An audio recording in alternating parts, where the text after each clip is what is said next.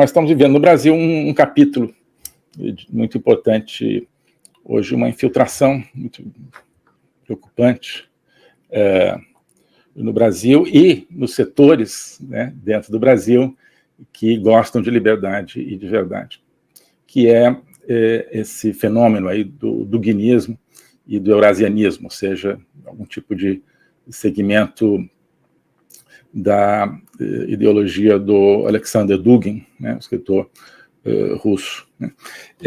E esse é o que eu chamo de o cavalo de Troia transparente. Né? O cavalo de Troia transparente porque, obviamente, né, a gente está vendo as pessoas ali dentro da barriga do cavalo, né?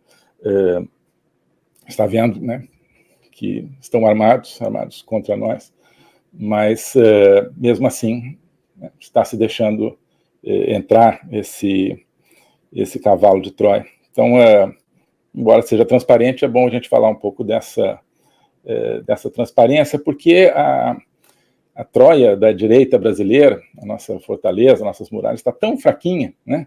Não tem muralha, na verdade, nós temos uma paliçada. Né? Então, meio que qualquer coisa entra, e qualquer coisa a gente, tá bom, tem aí um cavalo de Troia entrando, mas né, eu estou vendo, tem um pessoal armado, mas deve ser a favor, deve ser a nosso favor, né? Porque, né, senão por que entrariam aqui? Então, as pessoas estão tão desanimadas que, né, ou então não querem nem olhar para, tá, cavalo, não interessa, deixa entrar. Né? Estão tão desanimadas que nem se preocupam com a própria defesa do nosso espaço, né? Do nosso espaço de pensamento e de luta. Bom, então queria fazer algumas reflexões aqui sobre esse tema do guinismo e especificamente do guinismo no Brasil, do eurasianismo no Brasil. Já falei bastante aqui sobre isso no último sábado, no Código Fonte, falei um pouco também na Agenda 2030 da última terça-feira, mas tem algumas outras reflexões que eu queria continuar compartilhando com vocês aqui. Né? Primeira coisa, esse duguinismo, né, tal como ele está se manifestando no Brasil, ele é uma ideologia. Tá? O que isso significa? Ideologia é um sistema de discurso que passa a prevalecer sobre a realidade. Né? Ideologia é uma dessas luzes falsas que os regimes e projetos totalitários acendem dentro da caverna para as pessoas acharem que aquilo é uma luz e que aquilo que essa luz falsa ilumina é a realidade. O grande princípio da ideologia é o seguinte: quando a teoria, ou melhor, quando a realidade desmente a teoria, tanto pior para a realidade. Então, a realidade entra por um lado e a ideologia é uma máquina que vai formatar e a gente não sabe o que vai sair do outro lado, melhor, sabe, vai sair aquilo que favorece essa ideologia. E isso é o que está acontecendo. Então, isso significa uma seleção de dados da realidade, uma inversão de dados da realidade, uma inversão no sentido de palavras, uma ocultação, uma série de mentiras, portanto. Né? Então, isso é o que constitui esse projeto, antes de tudo. É um sistema de mentira, como qualquer ideologia. Tá? Então, a gente, quem quer a verdade, não pode procurar ali. Tá certo? Mas é óbvio que qual é o atrativo da ideologia? Que as pessoas querem verdade. O ser humano quer verdade. Então, ele, né, vai para onde ele acha que tem uma luz, só que é uma luz falsa. E isso tem a ver com um problema que eu tenho discutido nas lives também, que é o problema do desaparecimento do mundo dos valores. Né? A ideologia, que hoje penetra em todos os pontos da nossa vida, né? Não só essa do duginismo, enfim, várias ideologias, ou vários aspectos de uma ideologia totalitária penetram na nossa vida, seja no campo da economia, através dessa histeria do clima, seja no campo da sociedade, através da ideologia de gênero, por exemplo, ou do racialismo, seja no manejo do nosso dia a dia, através da ideologia da Covid, né, que virou uma ideologia também, onde, né, os dados são manipulados aí de acordo com um determinado objetivo, onde, quando a realidade desmente a teoria, o problema é da realidade, né? A realidade é que tem que se adaptar, né? Isso tudo está presente hoje na nossa vida. Por quê? Porque nós estamos abandonando os valores. Ou melhor, nós deixamos que os valores se petrificassem. Os valores que hoje nos governam não é que eles sejam falsos, é que eles não são vivos, eles são valores mortos, eles são esqueletos de valores, são valores meio zumbi, né?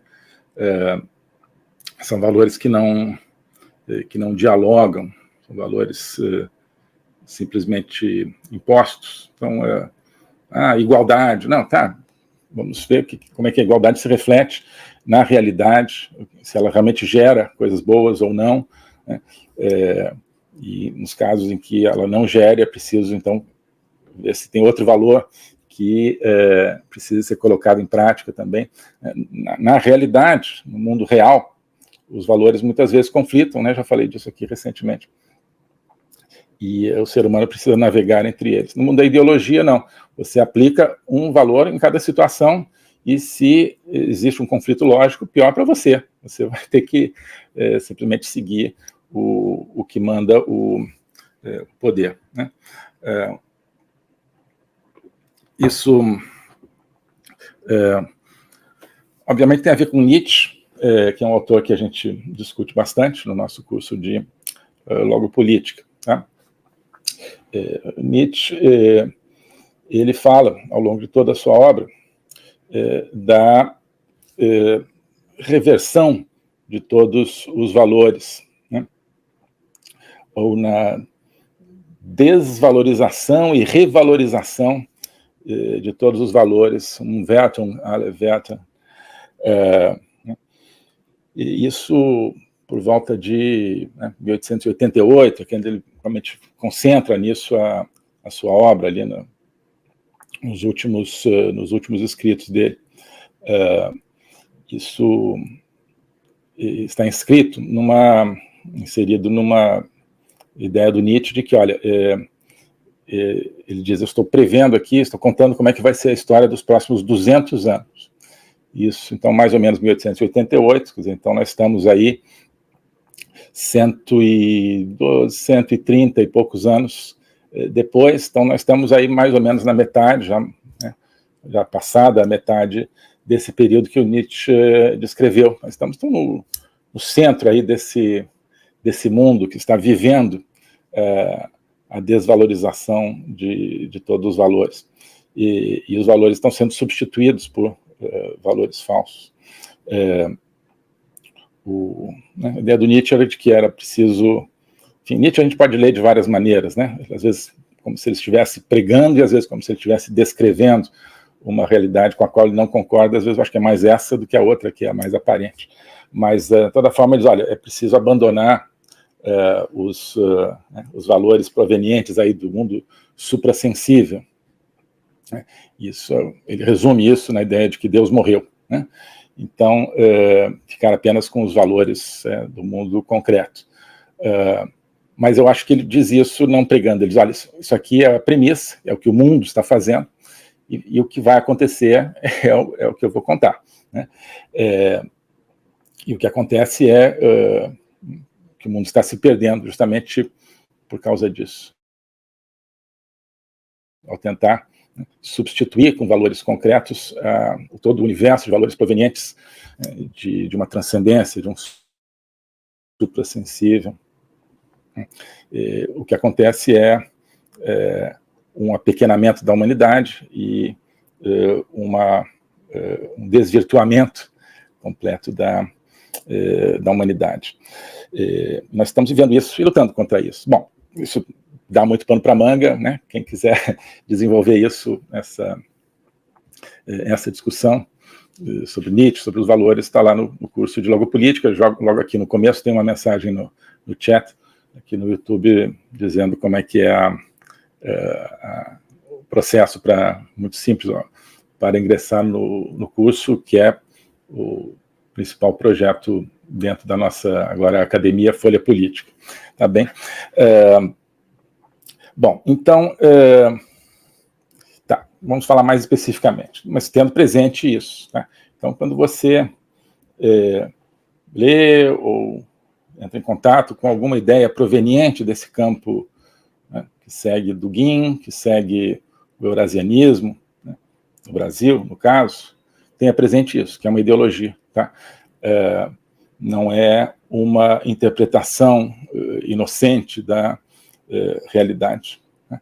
Não é um estudo da realidade, é um instrumento para intervir na realidade. De acordo com a pregação, justamente inicial, de Marx, nas teses sobre Feuerbach, de 1843, ainda antes do Manifesto Comunista, Marx termina dizendo assim, olha, até hoje os filósofos interpretaram a realidade, agora se trata de termos os filósofos transformando a realidade. Então, isso é o cerne da ideologia marxista.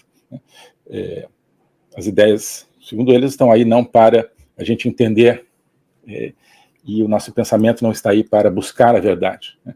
As ideias estão aí para impor uma determinada estrutura de poder, né? E uma verdade falsa que serve a essa estrutura de poder.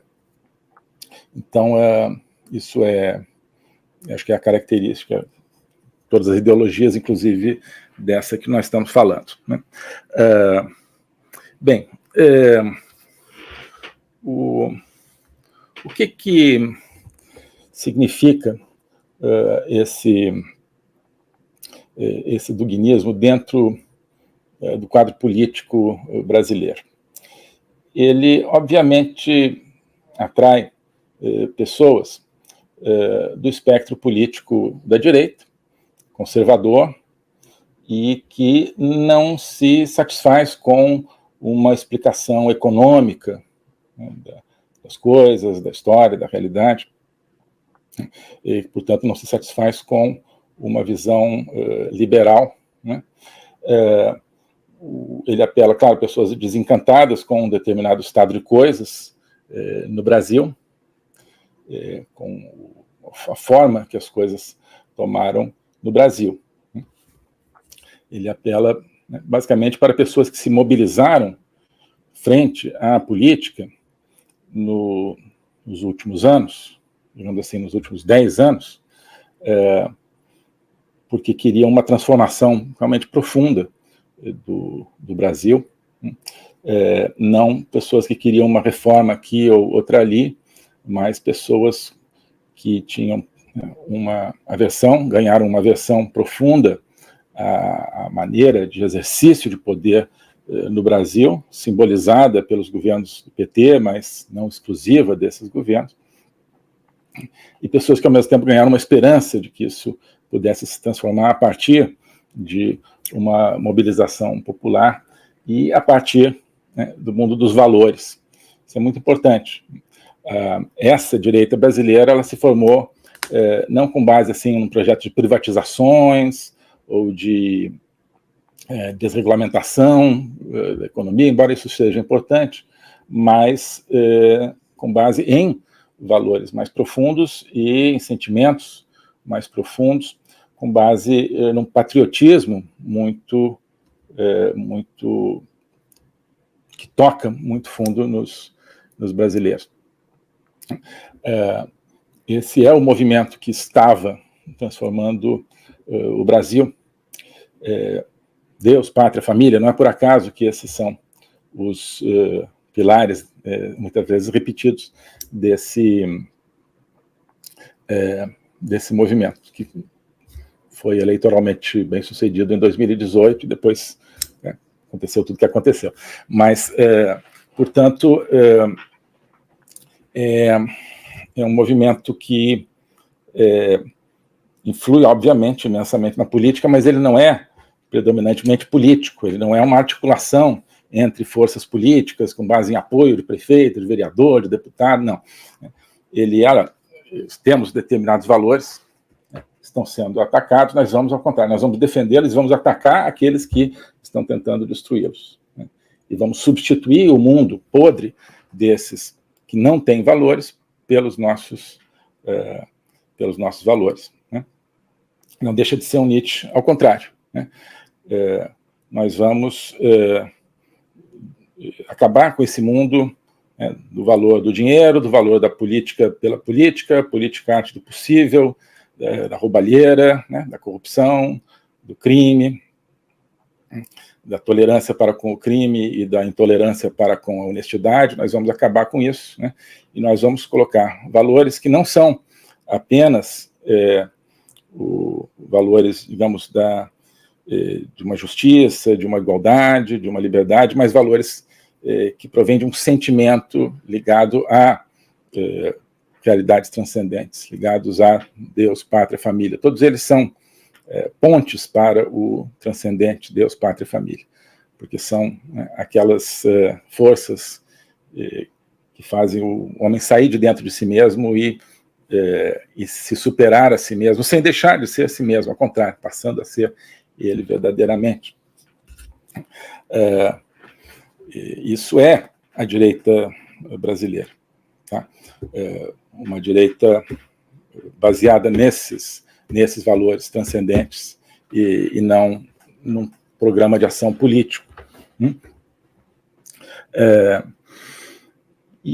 Então, essa direita conservadora, baseada no mundo das ideias, baseada no amor pela verdade, na busca da verdade, que não aceita a maneira tradicional de exercício de poder no Brasil.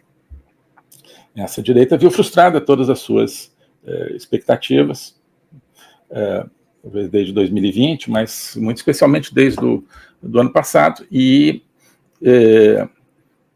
se perdeu, ou seja, se dispersou por várias razões, mas uma delas é porque durante o período em que ela, de alguma maneira, esteve no poder, ou em parte do poder, parte menor do que a gente achava, do poder, ela não criou os instrumentos que ela precisaria criar, um partido político, uma fundação, um grupo de fundações, think tanks, de pensamento conservador,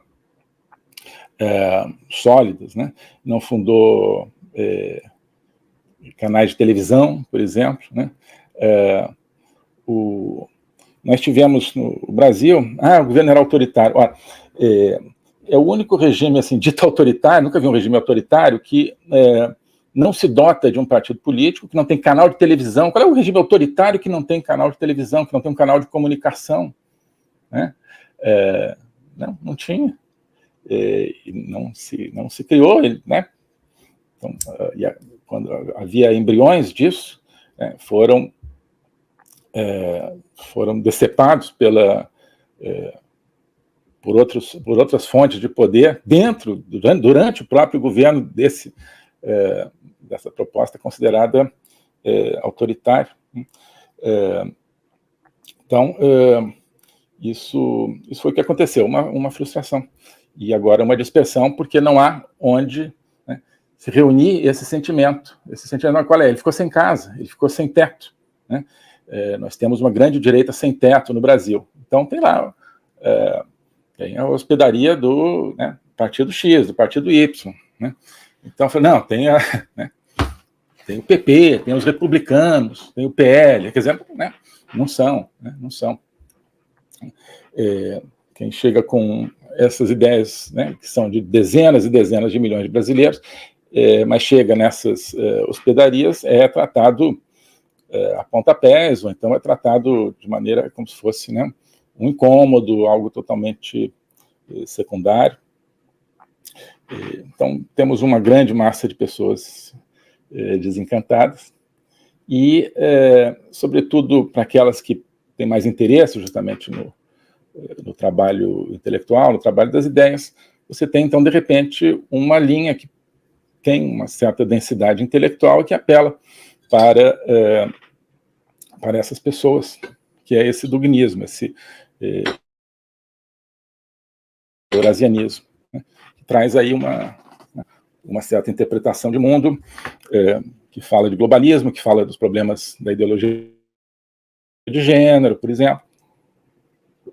E essas pessoas veem, olha, sim, eu me preocupo com a ideologia de gênero e eu não vejo, né, nenhuma casa dessas hospedagens que tem aí à disposição preocupada com isso, né? O globalismo existe, é uma coisa concreta. Ele é composto pelo Great Reset, do Fórum Econômico Mundial, pelo projeto hegemônico da China, pelo programa de manipulação e conquista da América do Sul pelo Foro de São Paulo e outros elementos. E esses elementos, eles atuam uns em benefício dos outros, sempre, principalmente através do controle da linguagem, porque o controle da linguagem é o controle do nosso pensamento. Então nós estamos tendo o nosso pensamento reprogramado, e essa reprogramação vai contra a nossa liberdade, vai contra a essência do ser humano. Isso é o globalismo. Com base nesse estudo, nessa experiência, é que eu criei o curso de Logopolítica.